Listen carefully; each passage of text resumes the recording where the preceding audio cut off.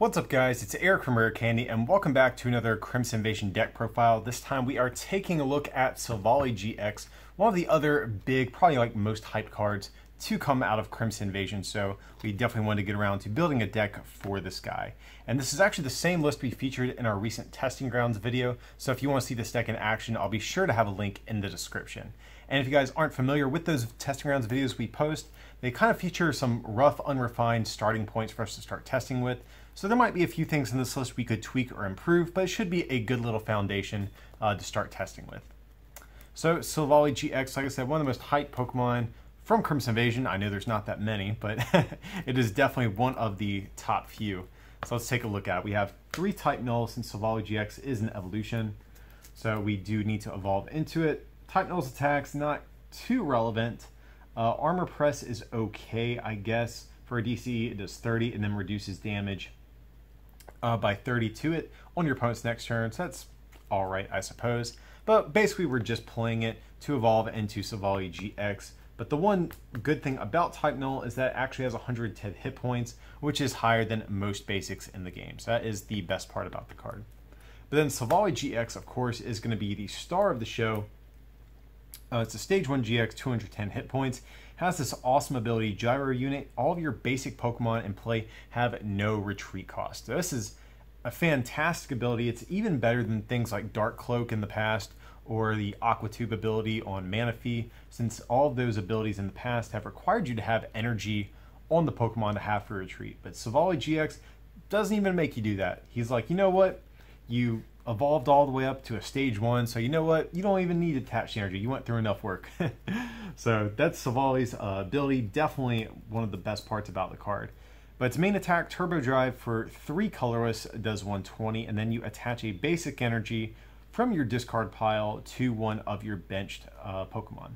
So this is a nice little 2-shotting attack. You can 2-shot basically every relevant thing in the format, and since even though it's 3 energy, we do play DCE. So for just 2 energy attachments, that's a very, very solid attack. And then its GX move is Rebel GX, or I guess it's probably Rebel GX. That probably makes more sense. But for the same attack cost, 3 colorless energy, it does 50 times the amount of bench Pokemon your opponent has in play. I believe it's bench. I don't think it's the total amount. Yeah, bench Pokemon. So basically just like the Lycanroc GX from Guardians Rising as well. So definitely a very, very solid GX move. You can take a big one-hit knockout against most things, since most decks in the format do run off of a large bench at the time of filming. So Silvally, just an all-around solid card, but it definitely needs some partners. So let's get into the rest of the cards in the deck. So this is going to be the metal variant of Silvally. There's a bunch of ways I think people can build this deck. The metal version seems kind of like I guess the most go-to version, since Gardevoir is so popular. So that just seemed like a natural starting place for us to start building a list for this guy. So we're playing 2 copies of Registeel. We're mainly playing it for Turbo Arm for 1 metal energy, does 30, and you attach a basic energy from your discard to one of your bench Pokemon. So this is a nice little early game attacker before we get our Silvallys fully powered up. Since Silvally takes 3 energy, this just requires 1, and we can start powering up our board. It does have another attack, Iron Hand, for 2 metal, and a colorless does 90, and if you have Regice in play, you get to heal 30, so not too relevant, but you do have the option. And normally, Registeel is kind of annoying because it has this pesky 3 retreat cost, but thanks to Silvally, that is no longer a problem. So this is our ideal early game attacker. Next up, we have 1 copy of Scizor EX. So Scizor EX, we're not playing the Mega, we're just playing the regular one, and that's for the attack Gale Thrust. For 2 metal energy, does 50, plus 60 more if Scizor was on your bench and became your active Pokemon this turn. So that's a nice little, efficient attack. 2 energy for 110 is pretty solid. You can 2-shot a lot of things with it, and it's a nice, 2 energy attack.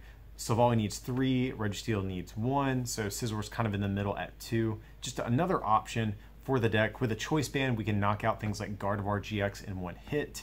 So it seems like a decent little card in theory. I don't know how sold I am on it just yet or not, but it's definitely a card I want to play around with even more than I already have. But next up, we have one copy of Cobalion. I definitely enjoy this card, though. So we're playing Cobalion. It has the attack Quick Guard for a Metal Energy. Prevent all damage done to it by your opponent's basic Pokemon on their next turn. And then you can't use Quick Guard on your following turn. So this is especially good if we have to wall for a turn or so while we're getting set up. But also its other attack, Revenge Blast, is really the star of the show. For 2 Metal Energy, does 30, plus 30 more for every prize your opponent has taken. So in the late game, this is definitely one of our better hitters. Since our opponent is down to like 1 prize, we can hit for 180, 210 with a Choice Band. So just a super strong late game attacker, only gives up 1 prize as well. So even in the mid game, this can sometimes be a decent attacker as well. Next up, we have one copy of Necrozma GX, and we are really just playing it for Black Ray GX. So you get to do 100 damage to each of your opponent's EXs and GXs, and you don't apply weakness and resistance for them. So we're playing this mainly for Volcanion, so if you notice, a lot of these attackers are weak to fire, and Volcanion can kind of overpower us. They can hit for 210 to knock out Silvally's, so we need a way to soften up all of their attackers.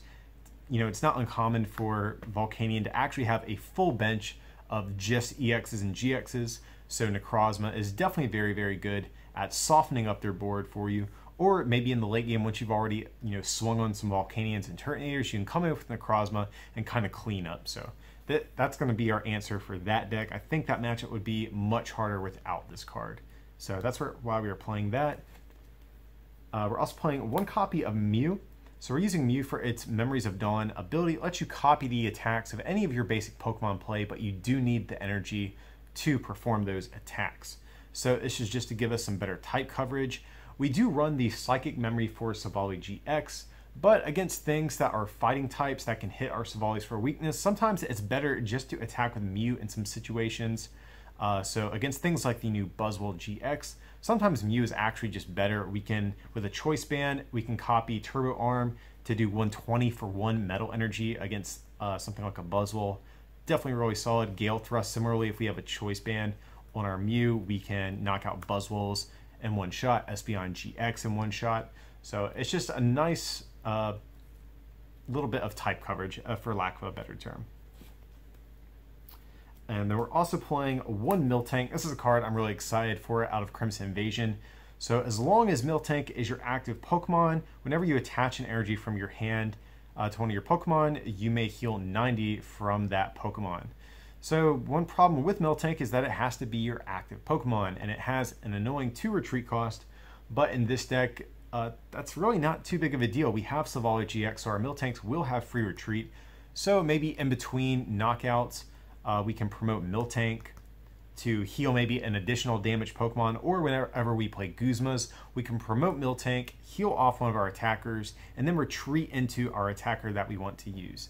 So Miltank just seems like it has a lot of synergy with basically any deck that can play a high amount of, you know, float stones or ways to retreat and stuff like that, and big tanky attackers. So definitely a very, very fun card I've been trying out lately. So next up, we have 3 copies of Tapu Lele just to round out the Pokemon line, just to get supporters out of our deck. And of course, we have access to Energy Drive as a back attack if we need it. So going on to our trainer cards, we have 4 Sycamore, 4 N, all very, very standard inclusions for most decks in the current format. But then we also are playing, man, my ends are just not wanting to lay down. There we go. So we are also playing 4 copies of Guzma in this deck as well to choose what we want to take knockouts on. And one reason we're actually playing 4 in this deck is we don't have really an efficient way of retreating Silvally GX. So Silvally's ability is great for all of your basic Pokemon, but for himself, he does not actually gain the same benefits. So sometimes you really just don't want to discard a DCE to retreat. So Guzma is nice in those situations. Also, if you're going at something like a Garbodor and they have your ability shut off, having 1 extra Guzma can help ensure that you have enough mobility in the deck. So next up, we have 1 copy of Bridget. Search your deck for 3 basic Pokemon, put them on your bench. Obviously, this is going to be our ideal early game supporter. We can also grab 1 EX, so that means we can grab a Scizor if we need to as well. But it's mainly going to be for grabbing things like Type Nulls and Registeels in the early game. We also have one copy of Acerola just to pick up one of our damaged Pokemon. This can also be kind of a way to, get our Silvallis out of the active spot and just help us tank a little bit. In particular, it can be good with Necrozma GX too, just because after you use Black Ray, the card is kind of worthless, to be honest. So Acerola is nice if you want to pick up something like that, or even your Scizor. So it just helps us kind of tank a little bit better and get out of the active spot when we need to. Next up, we have, to round out the support line, we are playing one copy of Gladion. This is a card I am trying out right now, just because this is kind of a toolbox deck, and there's definitely certain attackers in this deck that are more optimal against certain decks than others. So let's say if you're playing against Volcanion and you prize your Necrozma, well, you might lose. It's not that good of a matchup unless you have your Necrozma in play. That definitely makes it a lot better for you. So instead of the matchup being like automatically like kind of bad or not favorable, having Gladion in the deck ensures that we can always grab out whatever kind of tech attacker that we're going to need. So Gladion lets you look at your face down prizes and you get to switch Gladion with one of those prizes. So like I said, very nice to dig out some of those tech Pokemon, or maybe just like if you prize 3 Titanals or something crazy like that, can help you in those situations. But the main reason I'm trying it is to get out our specific attackers if we end up prizing them. So next up we have 4 Ultra Balls, pretty standard inclusion. Also nice because we can put Metal Energies in the discard with it. And for the tool cards, we're playing 3 copies of Choice Band. So just, of course, to do more damage to GXs and EXs. But then we're also still playing some other tools. We are playing 2 Psychic Memory and 2 Fighting Memory. So these are the new tool cards that are basically exclusive for Silvally GX. If you have Psychic Memory attached to Silvally, it becomes a Psychic type. Similarly, if you have the Fighting Memory, it becomes a Fighting type. So just to give us some extra type coverage in different matchups, if we have Psychic Memory, that means we hit things like Buzzwole, Espeon EX, Espeon GX, etc. for weakness. And then similarly for Fighting Memory, we get to hit other Silvallis for weakness, Drampa GX for weakness. So again, it's just to give us some type coverage against some of these different matchups. But then if we don't need these in the particular matchup, we can always just fall back on Choice Band as well. So next up, we're playing kind of a thick count of Field Blower, discarding our opponent's tool cards and stadiums. So if our opponent does get out Garbodor, that is going to be pretty bad for us, the Garbotoxin one, since we are very reliant on this ability to kind of maneuver around our board. So we definitely want to have an answer to that. And of course, any stadium cards our opponent might have that might potentially be annoying for us, maybe like a Parallel City or a Potown or whatever it may be. But the big thing I am playing Field Blower for, like I said, is to make sure we can turn off Garbotoxin if we need to, because otherwise our board gets much clunkier. And we have 1 copy of Rescue Stretcher. So let's, of course, get a Pokemon from our discard pile, put it into our hand, or 3 back into the deck. And we're playing this over Super Odd because we already have Registeel and Silvally. We can get energies out of the discard already. So Rescue Stretcher just seems superior in this type of deck. And the last trainer card we're playing is going to be 1 Special Charge. And this is a card I'm kind of going back and forth on. I was debating playing either a Special Charge or a copy of Magearna EX.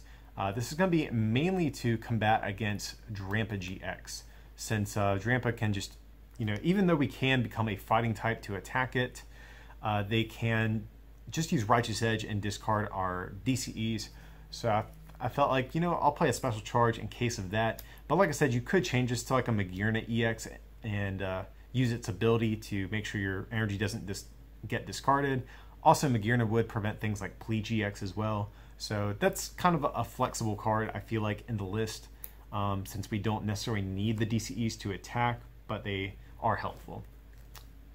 Then next up, of course, speaking of which, we have 4 double colorless energy, so we can power up our Silvallis, Tapu Lele, etc. But then also we are playing 1, 2, 3, 4, 5, 6, 7, 8, 9 copies of Metal Energy just to round out the list. Should be enough to where you can consistently get them in the discard pile with Ultra Balls.